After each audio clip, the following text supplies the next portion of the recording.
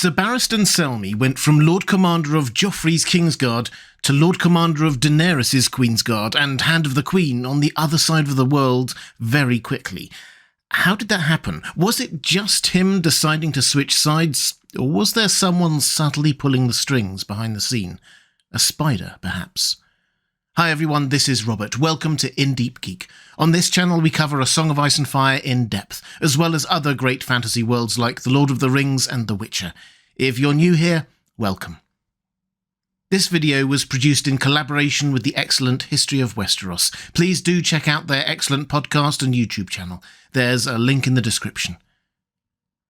How on earth did Ser Barristan Selmy go from being Lord Commander of Joffrey's Kingsguard to Lord Commander of Dany's Queensguard so quickly? It's one of the biggest turnarounds in the whole series, and I want to suggest that this isn't just a matter of one man's conscience and good reputation leading him to a new employer, but evidence of how Varys has been working behind the scenes without anyone noticing to undermine the Lannister regime and further his own interests. Let's start by underlining the fact that Ser Barristan Selmy is the most famous and respected knight in Westeros by a long way, a living legend beloved by the commoners. In fact, so respected was he that he was allowed to join and head Robert Baratheon's Kingsguard after being on the losing side in the Battle of the Trident. He fought against Robert Baratheon, but got rewarded with not just keeping his job, but getting a promotion. And no one doubted for a second that he would serve honourably. But behind the scenes, Barristan himself never felt quite right as a member of Robert's Kingsguard. He did his duty, but it never quite sat right with him to abandon House Targaryen, whom he had given his initial pledge of loyalty and service to.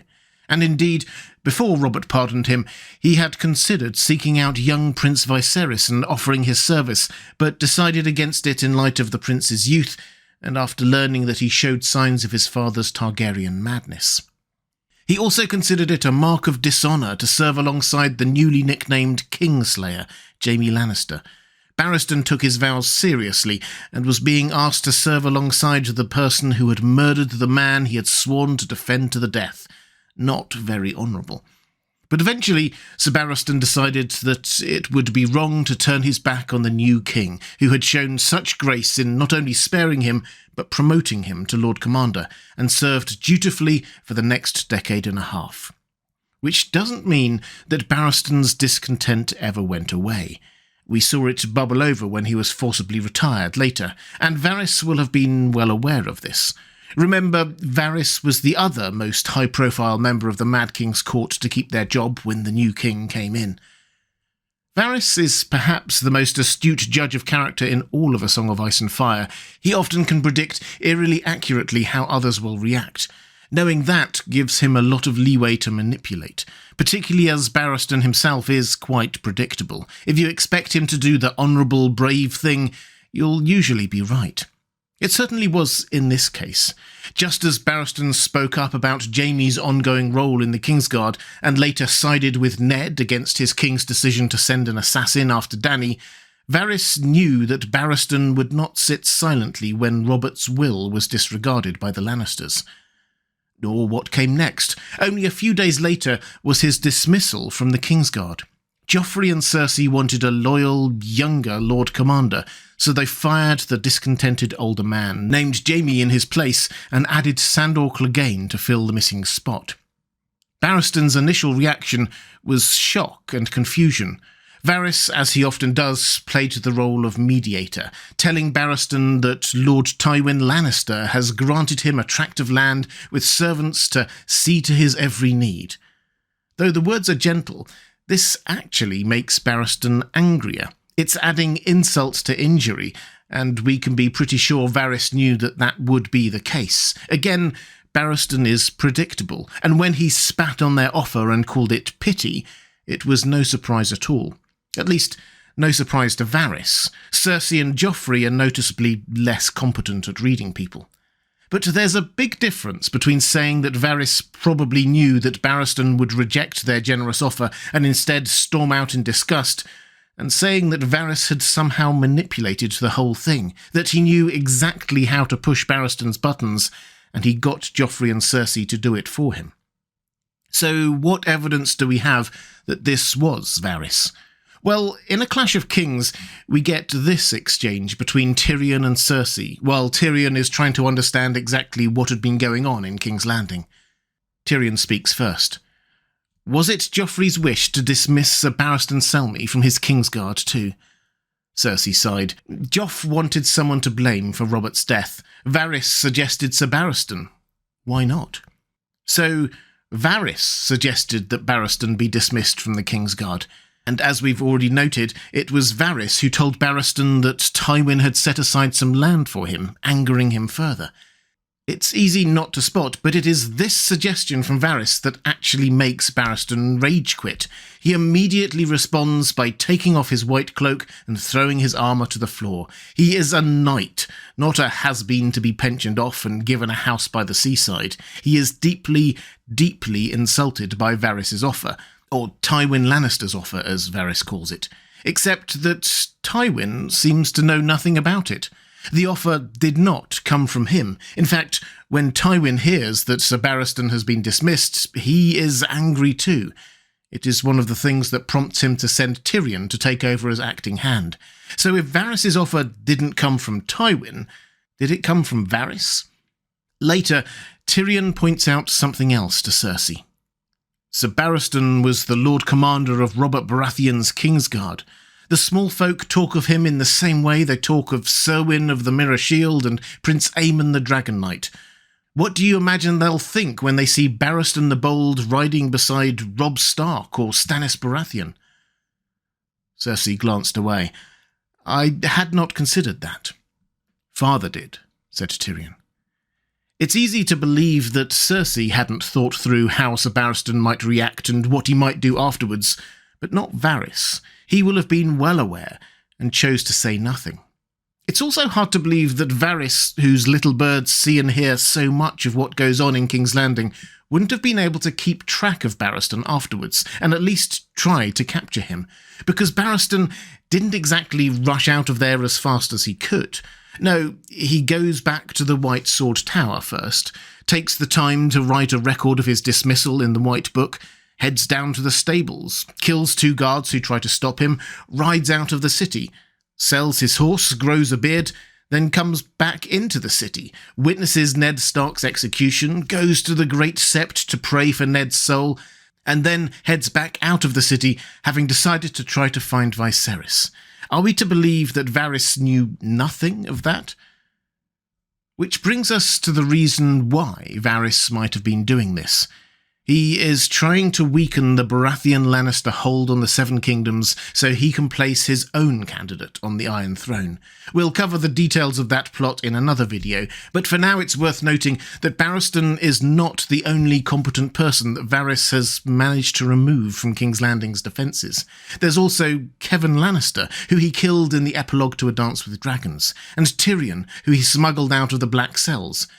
Of course, Tyrion, like Barristan, ends up in Pentos with Magister Illyrio, Varys' co-conspirator.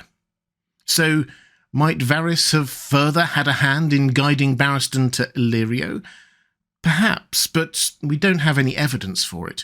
What we can say is that whereas Tyrion pondered whether Barristan would end up supporting Stannis or Robb, Varys, having known Ser Barristan from his first time serving the Targaryens, will have known better. Barristan would try to belatedly keep his initial vows, find Viserys, and serve him. And Viserys' last known permanent address before heading off into the Dothraki Sea was Illyrio's manse in Pentos. It's the only logical place for him to go, straight into the hands of Varys' ally, and Varys knew that. Once with Illyrio, they could have tried to get Barristan to join up straight away with Team Fagon, young Griff, the man claiming to be Aegon VI that they are trying to get on the throne, but plans change. They already have a famous Westerosi knight protecting him, Jon Connington, and meanwhile Dany has turned from an expendable princess to potentially a major part of their plans. Rumours have started to emerge that she is now based in Karth, has hatched dragons, and is actively looking for ships to take her and her entourage west. A long way from being expendable, she is now central to the plan. Perhaps they can even marry her to Phagon and have dragons on their team. But who to send to her to bring her back to Pentos? Well, I'm sure you're ahead of me here. Who better than a Westerosi figure so legendary that even Dany, who has never set foot on Westeros, will know about? A man whose deeds deserve her respect. A man able to make that connection to her family that she has lost. And a man who can win her trust even more by unmasking the traitor in her inner circle. Ser Jorah, who had been sending messages back to Robert Baratheon's spymaster. Because Varys and Illyrio now had plans for Dany, they wanted someone they and she could trust to protect her loyally, and could escort her back to Pentos, and they hoped at the time a marriage with young Griff, aka Aegon VI, with Daenerys and her dragons and armies joining his side for a forthcoming invasion of Westeros. Someone worth protecting, in other words. Barristan the Bold undoubtedly gives honour to any cause he's associated with, so there is no doubt that whichever Kingsguard or Queensguard he is a member of will gain a degree of authenticity simply by his membership of it, and by association that king or queen would themselves appear more legitimate. Ultimately, Varys wanted Barristan in Phagon's Kingsguard, because this is where his manipulating seems to have found its limit for the time being. Because Dany did not simply accept the offer to be shipped back to Pentos. Instead, she stopped off at Slaver's Bay, got herself an army of Unsullied, defeated Astapor and Yunkai, freed the slaves, and made herself ruler of Meereen. Along the way, she named Barristan Lord Commander of her Queensguard. Then she decided not to head west straight away, and not entirely of her own volition, headed off with Drogon into the Dothraki Sea. Phagon, young Griff, understandably got a bit tired of waiting for this woman he'd never even met, and launched his invasion anyway. So, looking at it from one perspective, all of Varys' manipulating behind the scenes has so far come to little. Barristan may no longer be there to help manage King's Landing's defences, which is a win for Varys, but he is still a long way from being a part of Team Phagon. But there may be one more twist to this storyline. Because at some point, Barristan will learn about young Griff, by then perhaps even fully established in King's Landing as Aegon VI Targaryen. Barristan's honour is a curious thing, because it makes him one of the more predictable characters in A Song of Ice and Fire. What would he do if Dany returns and does things he considers reminiscent of her father, Aerys? Is that possible? Well, George R. R. Martin rarely comments on blogs and the like about his writing, but he did once, about a Myronese Blot blog post, saying it got it completely.